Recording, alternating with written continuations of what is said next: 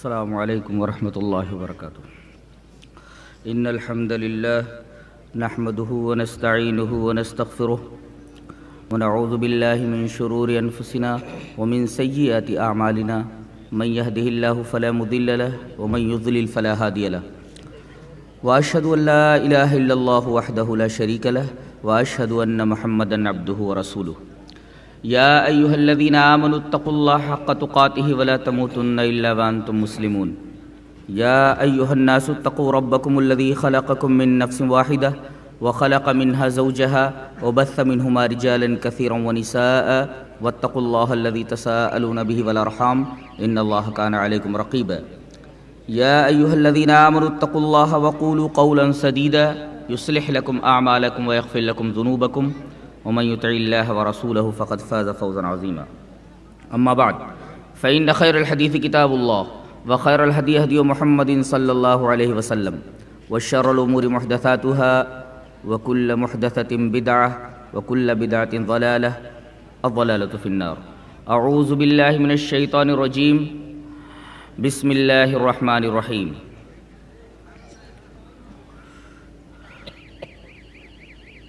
الحمد للہ رب العالمین الرحمن الرحیم۔ وقال اللہ تعالی وما ارسلناک الا رحمۃ للعالمین۔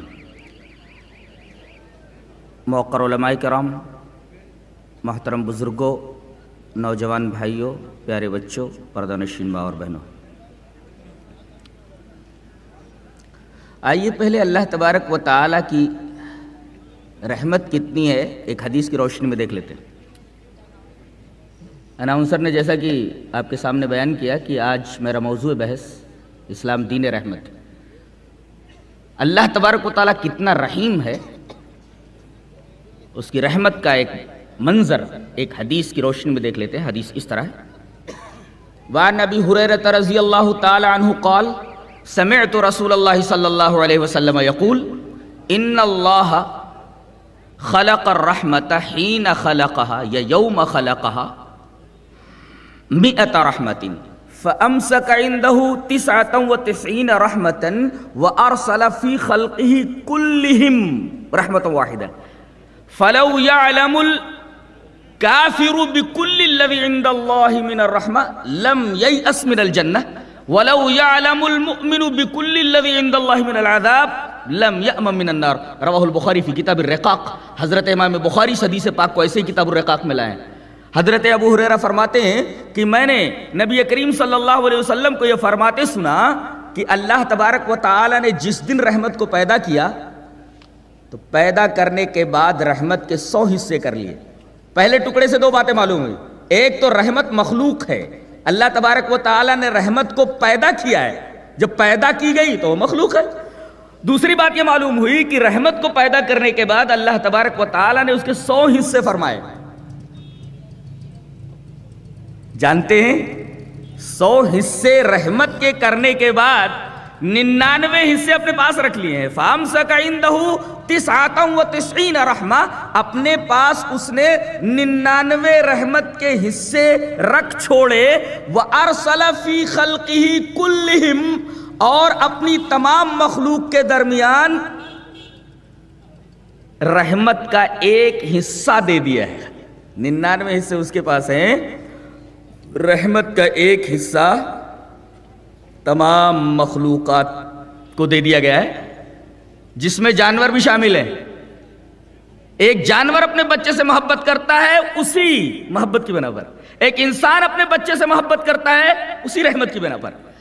آگے نبی کریم صلی اللہ علیہ وسلم نے ارشاد فرمایا اللہ کی رحمت کا یہ عالم ہے کہ اگر کسی کافر کو، اس کے نافرمان کو اندازہ ہو جائے کہ اس کی رحمت کتنی ہے، فَلَوْ يَعْلَمُ الْكَافِرُ بِكُلِّ الَّذِي عِنْدَ اللَّهِ مِنَ الرَّحْمَةِ، اگر کسی اللہ کے نافرمان کو یہ معلوم ہو جائے کہ اللہ تبارک و تعالیٰ کتنا رحیم ہے، تو اپنے اس کفر کے باوجود، اپنی اس شرک کے باوجود اور اپنی اس نافرمانی کے باوجود وہ کبھی جنت سے مایوس نہیں ہوگا کہ اللہ تبارک و تعالیٰ مجھے ضرور جنت میں ڈال دے گا، اتنا رحیم ہے۔ تو یہ حدیث بخاری کتاب الرقاق کی ہے۔ اس سے اللہ تبارک و تعالیٰ کی رحمت کا اندازہ ہوا کہ جب 99 حصے رحمت کے اس کے پاس ہیں تو وہ کتنا رحیم ہوگا۔ لکھ دیا، وہ کتاب کدھر ہے؟ اپنی ایک کتاب میں لکھ دیا، وہ کتاب کدھر ہے اور کیا لکھا ہے؟ دونوں سوالوں کا جواب آگے آ رہا ہے۔ فَهُوَ عِنْدَهُ فَوْقَ الْعَرْشِ، وہ اسی کے پاس کہیں عرش کے اوپر رکھی ہوئی ہے، اس کے پاس ہی کہیں ہے۔ فَهُوَ عِنْدَهُ فَوْقَ الْعَرْشِ، وہ کتاب وہیں کہیں اس کے عرش کے اوپر ہے، اس کے پاس کہیں قریب رکھی ہوئی ہے، وہ کتاب تو وہاں ہے۔ کیا لکھا ہوا ہے اس نے مخلوق کو پیدا کرنے کے بعد؟ کہ ان رحمتی تغلب غضبی، بے شک میری رحمت میری غضب پر حاوی ہے، میری رحمت میرے غضب کے اوپر حاوی ہے۔ ویسے میں جبار بھی ہوں، قہار بھی ہوں، لیکن ان تمام صفتوں کے اوپر میرا جو صفت رحم ہے، میری جو صفت رحم وہ غالب ہے۔ جبر کے اوپر، قہر کے اوپر، انتقام کے اوپر، ان تمام صفتوں کے اوپر اللہ تبارک و تعالیٰ کی صفت رحمت حاوی ہے۔ یہ حدیث پاک بھی اللہ تبارک و تعالیٰ کی رحمت کتنی ہے ہمیں شعور دے دیتی ہے، بتا دیتی ہے۔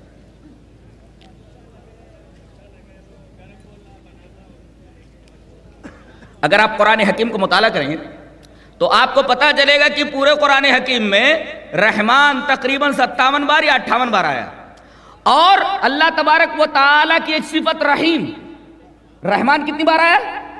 کتنے مقامات پر؟ تقریباً 57 یا 58 بار، اتنے مقامات پر۔ اور صفت رحیم 95 ٹائمز، 95 مرتبہ 95 مقامات پر یہ صفت آئی ہے۔ 57 یا 58 بار صفت رحمان اور صفت رحیم 95 بار۔ اور آپ کو یہ سن کر حیرت ہوگی کہ اللہ تبارک و تعالیٰ کی جو صفت الرحمان ہے، اس کے ساتھ جڑ کر کے مربوط ہو کر کے صرف ایک ہی صفت قرآن میں آئی، وہ رحیم ہے۔ الرحمان کے ساتھ کوئی اور صفت نہیں آئی ہے۔ الرحمان کے ساتھ صرف ایک ہی صفت مربوط ہو کر کے آئی ہے، ایک ہی صفت کمبائن ہوئی ہے، وہ صفت رحیم ہے جو 95 بار آئی ہے۔ اسی وجہ سے آپ دیکھیں کہ بسم اللہ الرحمن الرحیم، الحمدللہ رب العالمین الرحمن الرحیم، رحمان کے ساتھ پورے قرآن حکیم میں صرف صفت رحیم ہی مربوط ہے۔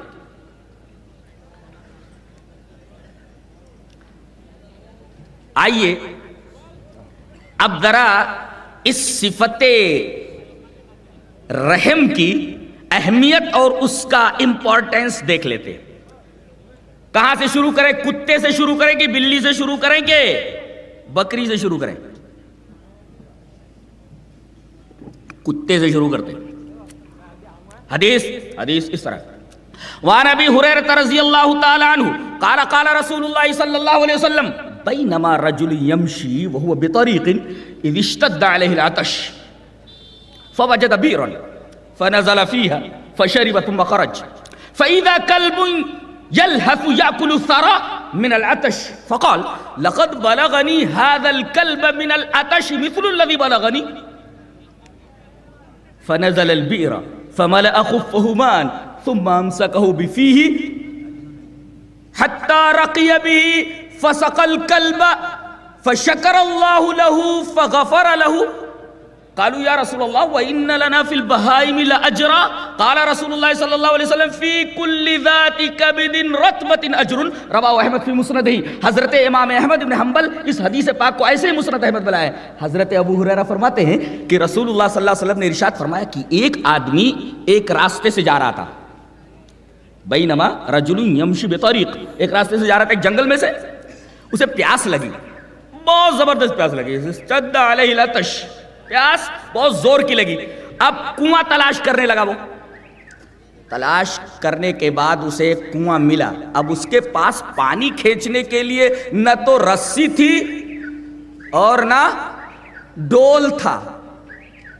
یہ مثال دیا کرتا ہے نا بدعتی، کہتا ہے اللہ تک پہنچنے کے لیے وسیلے کی ضرورت ہے، کسی بابا کی یا کسی مرشد کی یا کسی گجیڑی کی، یہ وسیلہ ضروری ہے۔ جیسے بغیر رسی کے اور بغیر ڈول کے کوئی آدمی کنویں سے پانی نہیں نکال سکتا۔ ارے عقل کے اندھے، کنویں سے پانی نکالنے کے لیے رسی اور ڈول کی ضرورت وہی وجہ ہے کہ پانی ہم سے دور ہے، لیکن اللہ تبارک و تعالیٰ تو ہم سے قریب ہے، اس کے لیے وسیلے کی کیا ضرورت ہے؟ اگر تیرے پاس عقل ہو تو یہ بات سمجھ میں آئے نا، تو نے تو عقل تاک کے اوپر رکھ رکھی ہے۔ بہرحال یہ آدمی جنگل میں ایک راستے سے جا رہا تھا، پیاس بہت لگی، اب اس کے پاس کنواں ملنے کے بعد پانی نکالنے کے لیے نہ ڈول تھی نہ ڈول تھا نہ رسی۔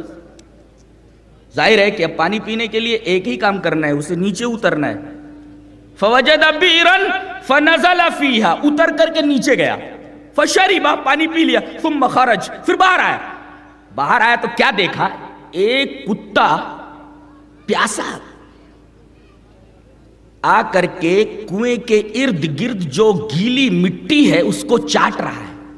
اس آدمی نے وہ منظر دیکھا اور اندازہ کیا کہ لگتا ہے کہ اللہ کی اس مخلوق کو پیاس سے ویسی ہی تکلیف پہنچ رہی ہے جیسے اس سے پہلے ابھی مجھے تکلیف پہنچ رہی تھی، لیکن اب کتے کو پانی پلائے تو کیسے پلائے؟ پانی پینے کے لیے تو اس بندے خدا کو خود کنویں کے اندر اترنا پڑا تھا۔ اس کی سمجھ میں ایک بات آئی، اس نے اپنا چرمی موزہ نکالا، چرمی موزہ، چمڑے کا موزہ نکالا، کنویں میں اترا اور اس نے اس موزے کے اندر پانی بھرا۔ پانی بھرنے کے بعد اب سوال پیدا ہوا کہ نکلے تو کیسے نکلے؟ اس لیے کہ کنویں سے نکلنے کے لیے دونوں ہاتھوں کا سپورٹ ضروری تھا۔ نبی کریم صلی اللہ علیہ وسلم نے فرمایا ثم امسکہ بفیہ، اس نے اس موزے کو جس میں پانی بھرا ہوا تھا اپنے منہ سے پکڑ لیا اور دونوں ہاتھوں کا سپورٹ لے کر کے وہ اوپر آ گیا اور اس نے کتے کو پانی پلا دیا۔ اللہ کے رسول صلی اللہ علیہ وسلم نے فرمایا کہ یہ آدمی بہت گنہگار تھا، لیکن اس کتے کے اوپر رحم کرنے کی وجہ سے اللہ تبارک و تعالی نے اس کی زندگی کے تمام گناہ بخش دی۔ صحابہ کرام نے جب یہ بات سنی، یہ واقعہ سنا تو کہا کہ اللہ کے رسول جانوروں کے ساتھ بھی رحم کرنے پر اجر ملتا ہے؟ تو نبی کریم صلی اللہ علیہ وسلم نے فرمایا ارے بھائی، ہر جیدار، ہر جاندار آدمی کے ساتھ، جانور کے ساتھ رحم کرنے پر اللہ تبارک و تعالیٰ نے اجر رکھا ہے۔ یہ حدیث بتا رہی ہے کہ ایک نجس جانور کے ساتھ حسن سلوک کرنے سے، ایک نجس جانور کتے کے اوپر رحم کرنے کی وجہ سے اللہ تبارک و تعالیٰ نے ایک آدمی کے پورے زندگی کے گناہ بخش دیے۔ اس سے رحم کا اندازہ ہوا کہ اللہ تبارک و تعالیٰ رحم کو کس قدر پسند کرتا ہے۔ کتے پر رحم کرنے کی وجہ سے ایک گنہگار آدمی کی زندگی کے پورے گناہ بخش دیے۔ یہ رحم کا امپورٹنس بتایا گیا اس حدیث پاک میں۔ کتے کے بعد اب لے لیتے بلی۔ بلی کے تعلق سے ایک حدیث پاک جسے امام مسلم رحمۃ اللہ علیہ کتاب البر والصلۃ والآداب میں ہے، روایت اس طرح ہے، وان عبداللہ ابن عمر رضی اللہ تعالی عنہ قال قال رسول اللہ صلی اللہ علیہ وسلم عذبت امرأة فی ہرۃ اوثقتها فلم تطعمها ولم تسقها ولم تدعها تاكل من خشاش الارض، رواہ مسلم فی کتاب البر والصلۃ والآداب۔ حضرت امام مسلم اس حدیث پاک کو ایسے ہی کتاب البر والصلۃ والآداب میں لائے، راوی حضرت عبداللہ ابن عمر ہے۔ حضرت عبداللہ ابن عمر فرماتے ہیں کہ رسول اللہ صلی اللہ علیہ وسلم نے ارشاد فرمایا کہ مجھے جہنم کا جب نظارہ کرایا گیا معراج میں، تو میں نے دیکھا کہ ایک بڑھیا عورت جہنم میں جل رہی ہے، عذاب میں مبتلا ہے۔ تو میں نے جبرائیل سے پوچھا، جبرائیل یہ کون سے بڑھیا کی مثال ہے، یہ کون سی بڑھیا ہے جو عذاب دی جا رہی ہے، اور اس کی خطا کیا ہے، کس گناہ کے عوض میں اس کو جہنم کے اندر یہ سزا مل رہی ہے؟ جبرائیل نے بتایا فی ہرۃ، ایک بلی کی وجہ سے ہے یہ معاملہ۔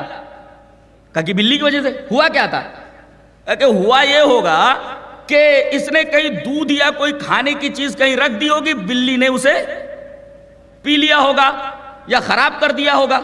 اب غصے میں آ کر کے اس نے بلی کو ایک کمرے میں بند کر دیا، فلم تطعمها، نہ تو کھانا دیا، ولم تسقها، نہ تو پینے کے لیے کچھ دیا، ولم تدعها، اور نہ تو اس کو چھوڑا کہ تاکل من خشاش الارض، کہ زمین کے اندر جائے اور کیڑے مکوڑے کھائے۔